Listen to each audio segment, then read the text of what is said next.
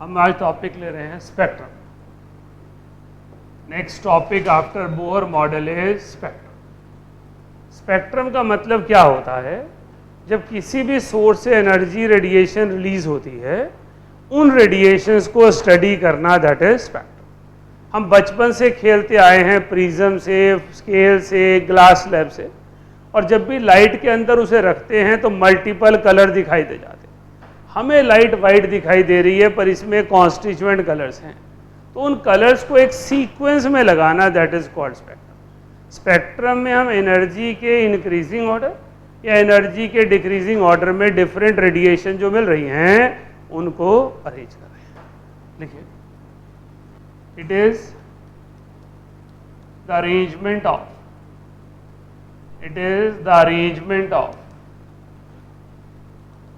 different radiations released from any source.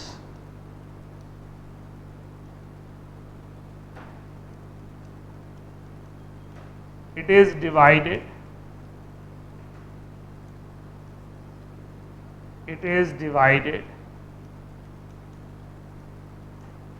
in two categories. First category ले रहे हैं absorption spectrum, sorry emission spectrum.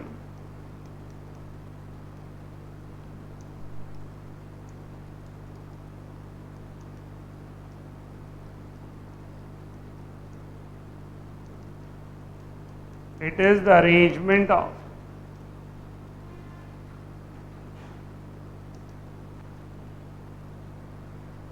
radiations emitted from any source of heat or light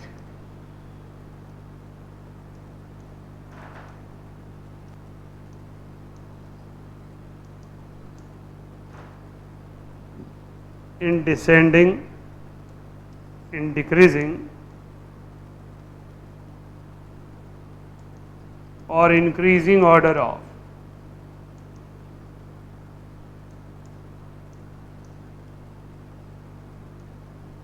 energy.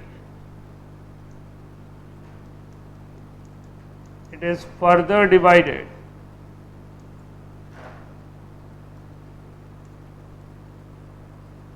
in two categories.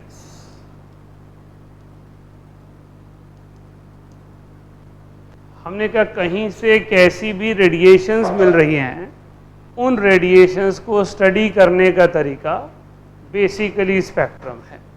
Spectrum में हम अलग अलग तरह की radiation, light से, हीट से, बल्ब से, अंगीठी से, कहीं से मिल रही है, हम उसको स्टडी करें। हमने कहा जो बेस्ट तरीका है वो एमिशन स्पेक्ट्रम है। जिस भी सोर्स से आया वहाँ से हमने उसे डिवाइड कर दिया। अब एमिशन दो अलग सोर्स से आती है, एक को वाइट लाइट कहते हैं, एक को एलिमेंट कहते हैं।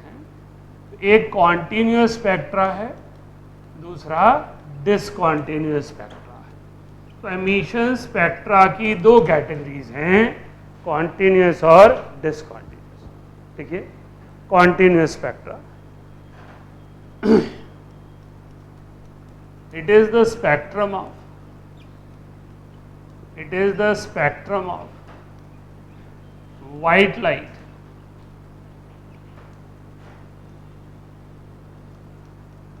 it is continuous as we do not have clearly demarcated regions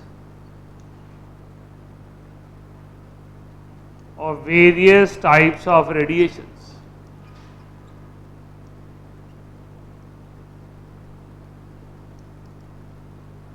For example, in rainbow, various colors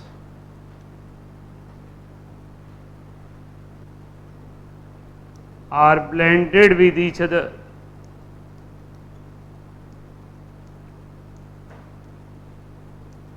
without clear boundaries.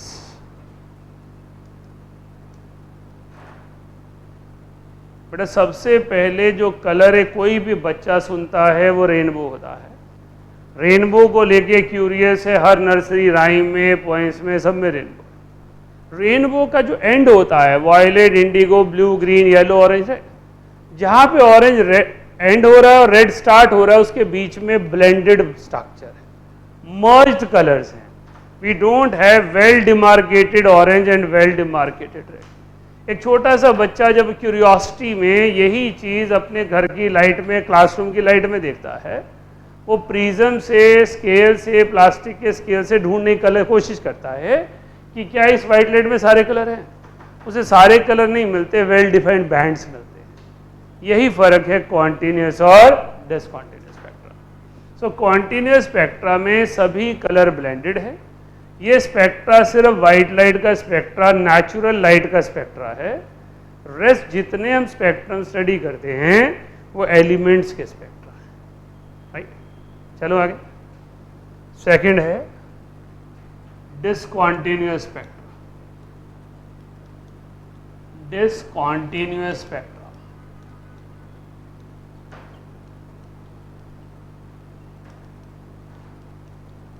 it is atomic spectra.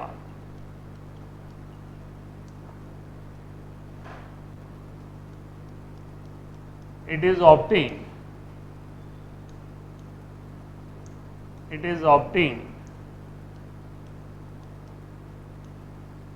from the radiations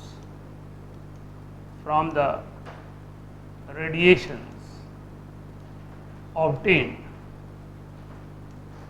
from hot vapors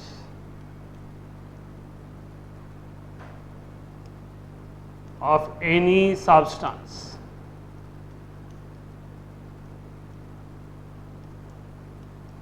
it has very few lines of well defined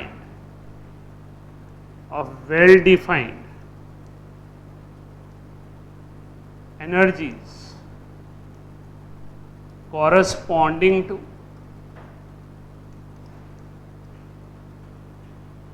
energy difference between different orbits of any substance.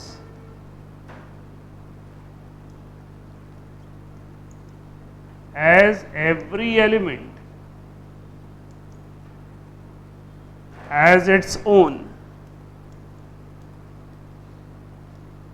well-defined spectra, it is also known as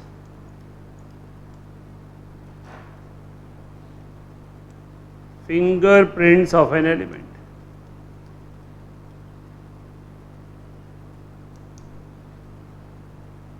बेटा discontinuous spectra एक element का spectra है, एक vapour का spectra है। हम vapours को heat कर रहे हैं और उनसे मिलने वाली रेडिएशन को रिलीज करवा रहे हैं। वो रेडिएशंस हम स्प्लिट कर रहे हैं स्पेक्ट्रोस्कोप पे। स्पेक्ट्रोस्कोप होता है प्रिज्म, उसमें कॉम्बिनेशन है, ग्राफिकल पैटर्न है, अलग अलग रेडिएशन आई स्प्लिट हो गई और हमने उनको स्टडी कर लिया। हमने कहा जो एलिमेंट का स्पेक्ट्रा है वो इलेक्ट्रॉनिक ट्रांजिशन से आता है, सेकंड शेल से फर्स्ट शेल, थर्ड शेल से फर्स्ट शेल, सेकंड शेल से फोर्थ शेल। अब ये जो एनर्जी डिफरेंस है वो डेफिनेट है, फिक्स है, जो nuclear force of attraction decide करती है। तो हर एलिमेंट का अलग अलग होगा, चाहे 4 डिफरेंट एलिमेंट में इलेक्ट्रॉन सेम शेल से सेम शेल पे आ रहा हो, फिफ्थ शेल से थर्ड शेल पर आ रहा हो, बट क्योंकि उनका एटॉमिक नंबर अलग अलग है तो उनकी फिफ्थ और थर्ड का डिफरेंस अलग अलग है, तो वो लाइंस जो होंगी वो वेल डिफाइंड। इसीलिए स्पेक्ट्रा को आइडेंटिफिकेशन में यूज किया जाता है और उसे फिंगरप्रिंट्स ऑफ एलिमेंट कहा जाता है। ये एनसीईआरटी बैक एक्सरसाइज क्वेश्चन भी है, why atomic spectra is known as fingerprints of an element. Fingerprint एक ह्यूमन की आइडेंटिफिकेशन है, तो फिंगरप्रिंट्स का मतलब है मैं डिसकंटिन्यूअस स्पेक्ट्रा के जरिए एलिमेंट को आइडेंटिफाई करना चाह रहा हूं। राइट, हमने जब स्टार्टिंग में स्पेक्ट्रा को डिवाइड किया दो हिस्से में किया, एमिशन लिखा, एब्जॉर्प्शन नहीं लिखा, तो वही कैटेगरी लिखने जा रहा हूं। Second category absorption spectra. Absorption spectra क्या है बेटा? एमिशन में जो दो कैटेगरी की, उन दोनों की ब्लेंडिंग है, कॉन्टिन्यूअस और डिसकॉन्टिन्यूअस को मिक्स कर दिया। वाइट लाइट को लिया और एलिमेंट के वेपर से पास कर दिया, उसके बाद जो रेडिएशन निकली उसे स्टडी किया। तो एब्जॉर्प्शन स्पेक्ट्रा किसका स्पेक्ट्रा है? वाइट लाइट का स्पेक्ट्रा है, लेकिन वो वेपर्स के थ्रू पास हुआ है। तो वेपर्स क्या करते हैं? सर्टेन रेडिएशंस एब्जॉर्ब कर लेते हैं, जिसके कारण उस स्पेक्ट्रा में डार्क बैंड्स बन जाते हैं। राइट, लिखिए, it is the spectra of white light obtained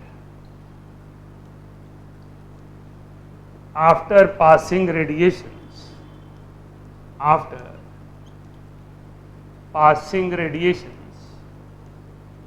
from vapors of certain substance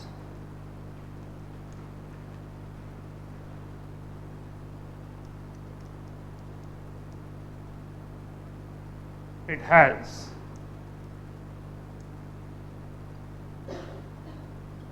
dark bands corresponding to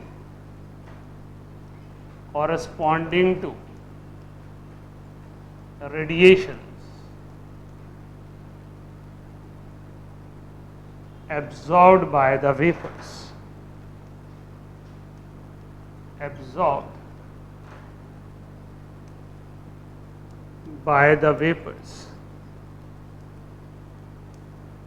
तो हमने कहा एब्जॉर्प्शन स्पेक्ट्रा कॉन्टिन्यूअस और डिसकॉन्टिन्यूअस की ब्लेंडिंग है। इसको समझने के लिए एक पिक्चर बना लेते हैं, ऑल्दो हमने बाकियों की नहीं बनाई है। ये सनलाइट है, इन रेडिएशंस को हमने सर्टेन एलिमेंट के वेपर्स के थ्रू पास किया, और वो जो रेडिएशन रिलीज हुई उसको हमने प्रिज्म से पास कर दिया। अब यहां पर हमें क्या दिखाई दे रहा होगा? सर्टेन एरिया डार्क हो जाएगा, बाकी सारा हिस्सा लाइट वाला होगा। ये डार्क बैंड्स कौन से हैं?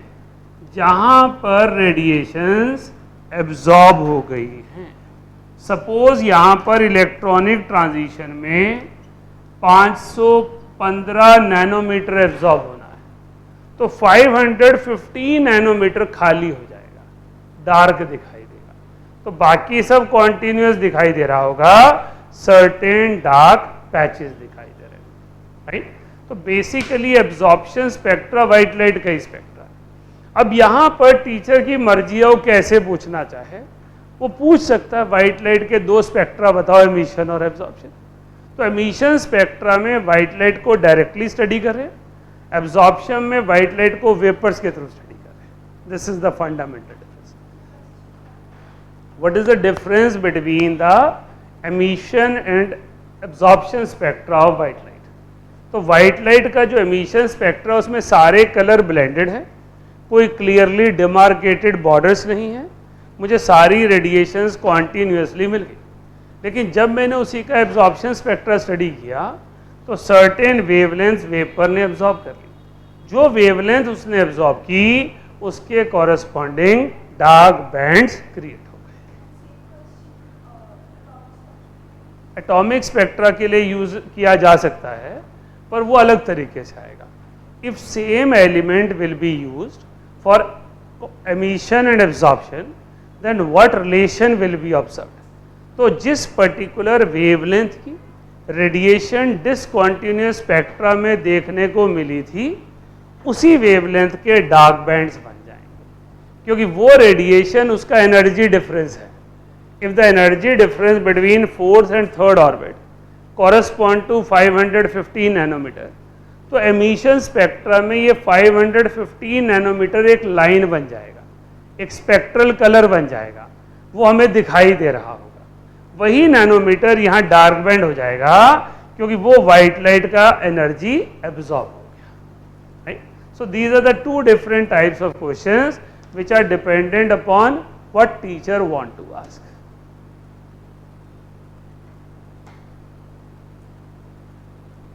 चलो आगे.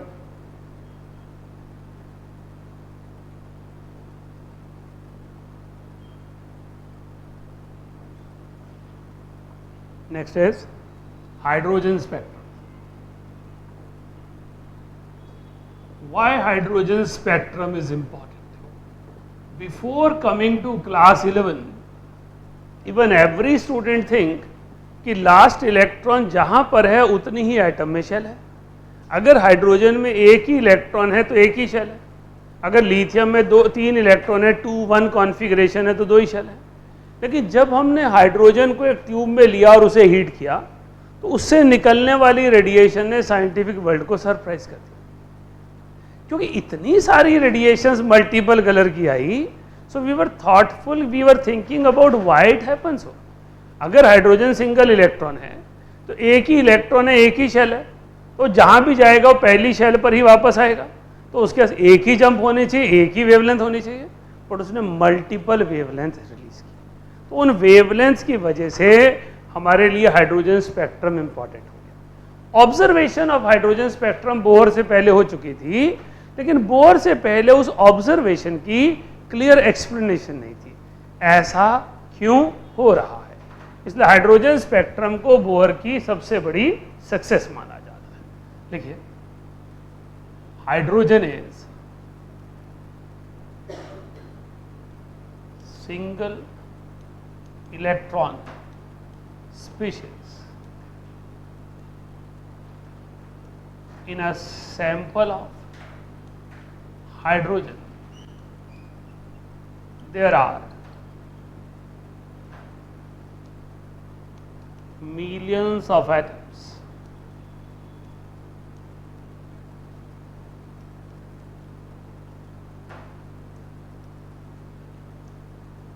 Their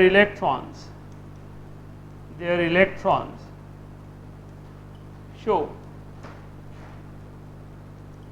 different transitions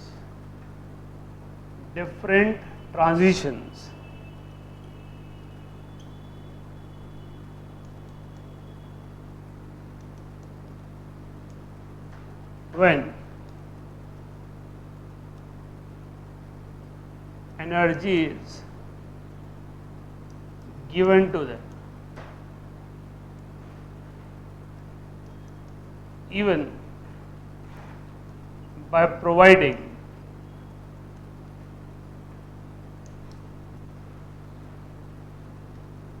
monochromatic light.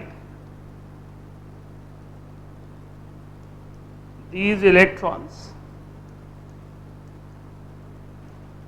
jump to same shell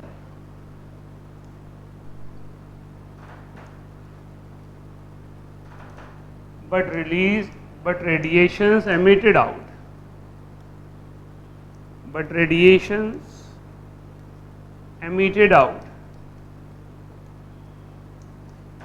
have different values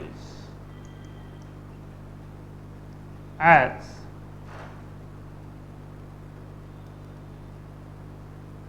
different transitions are possible.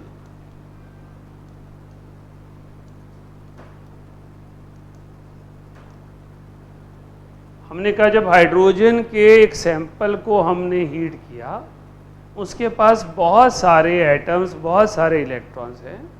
अलग अलग एटम के इलेक्ट्रॉन अलग अलग एनर्जी लेकर अलग अलग शेल पर चले गए. जब वो वापस आए तो उनका कैसा भी पाथ फॉलो हो सकता था, तो कितनी भी रेडिएशंस निकल सकती थी. यही वजह थी कि मल्टीपल रेडिएशंस आई। फिर किसी ने सोचा कि क्यों ना मैं सिंगल कलर दे दूं। मोनोक्रोमेटिक लाइट मतलब सिंगल वेवलेंथ, एक ही वेवलेंथ दी और सभी इलेक्ट्रॉन्स को एक ही शेल पर भेज दिया। लेट से मैंने जो एनर्जी दी वो एनर्जी दी 5 ऑर्बिट पर पहुंचने के लिए। So electron show transition from first to 5। सारे इलेक्ट्रॉन 5 पर पहुंच गए।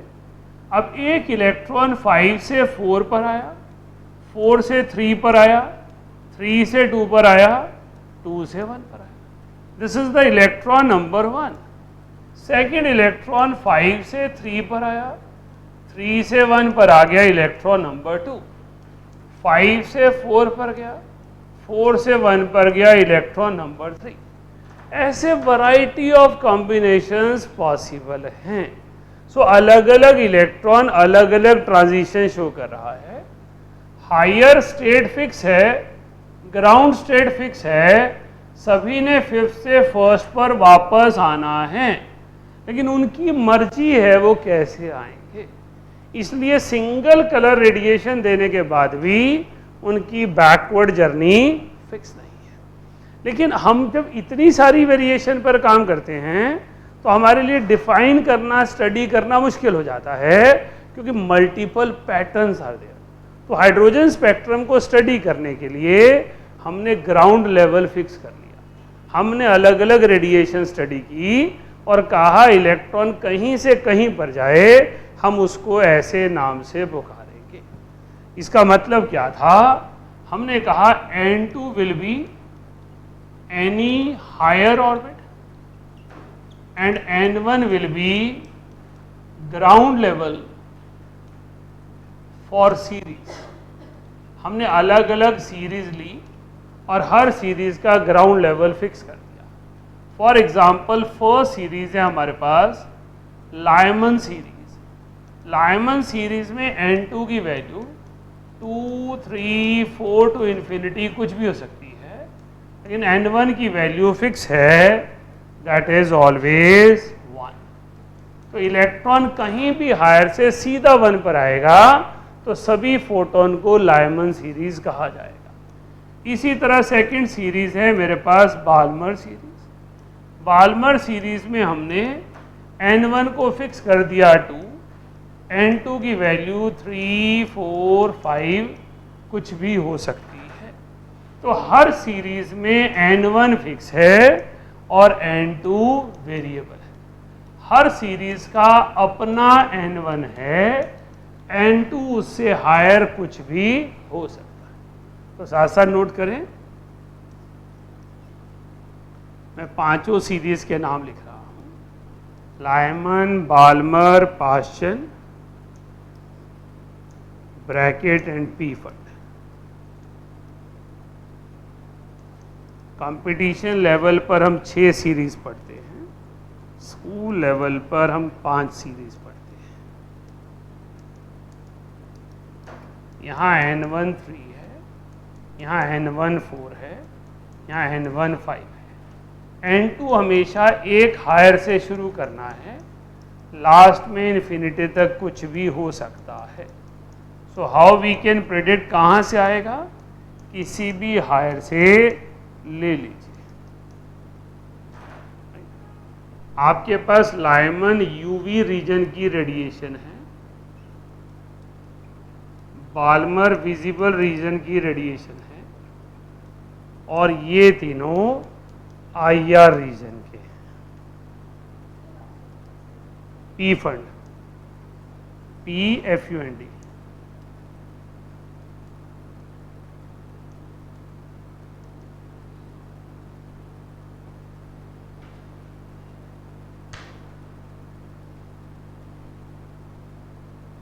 तो हाइड्रोजन स्पेक्ट्रम में हमें ये सब चीज़ तैयार करनी होगी। हमारे से क्वेश्चन वेवलेंथ पर, वेव नंबर पर पूछे जाते हैं, उसका मैं भी फॉर्मूला लिख रहा हूँ, इसको आप कंप्लीट करें। हो गया? तो अगर हमसे कोई पूछता है किसी सीरीज का वेव नंबर या सीरीज की वेवलेंथ, सो फॉर्मूला है R Z square 1/N1 square -1/n²। यहाँ पर वेव नंबर का फॉर्मूला न्यू बार आ गया, वेवलेंथ तो आपको पता ही है लैम्डा है, आर यहाँ पे रिडबर्ग कांस्टेंट है,